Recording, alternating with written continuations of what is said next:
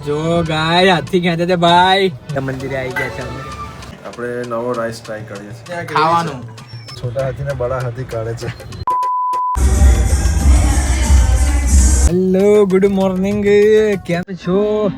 2 દિવસ જરા રજા પાડી દીધેલી ગાઈઝ. એક મંદિરે જયા કે પછી આ બીજા મંદિરે આવી ગયા છે અમે. અને મારા મિત્ર શક્તિસિંહ પણ અહીંયા લાભ લે છે.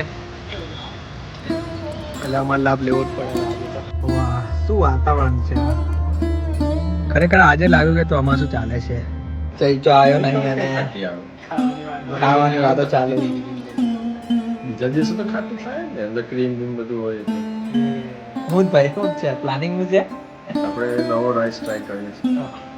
બધું અહીંયા જ છે. આટલા રૂમમાં બધું ટ્રાય થયા કરતું. હું ને વાતું આવી ગયા છે 18 સ્ટોરીમાં પાર્સલ લેવા અમારું. અને ભાઈ ગજબ વરસાદ, ગજબ એટલે મોજ પડી ગઈ એવો વરસાદ છે ને. આવો જ રહેવો જોઈએ હું તો કહું. બહુ જ મજા આવે. હા હા જુઓ તો ખરા ઉનાળો જુઓ ખાલી. તારક મહેતા જોતો જોતા ખાવાનું હે ને ભાઈ. શકુન તો મને ગાઈસ 18 સ્ટોરી માંથી શું શું આવે છે ભાઈ? આ પેસ્ટો પાસ ખાવાનું આ છે આપણો નવો સ્પેશિયલ રાઈસ છે. શું નામ છે એનું? ખાવાનું. જ્યારે નવો સ્પેશિયલ તારે કહીશું. ઓકે અને ટેસ્ટ માટે છે ને આ ખાવાનું. હવે રાઈસ ને ખાવાનું રાઈસ ની ગ્રેવી. ઓકે આ મતલબ દાળ છે ને આ ભાત છે. દેશી ભાષામાં સમજો, મોસમની ભાષામાં તો આ દાળ ભાત છે.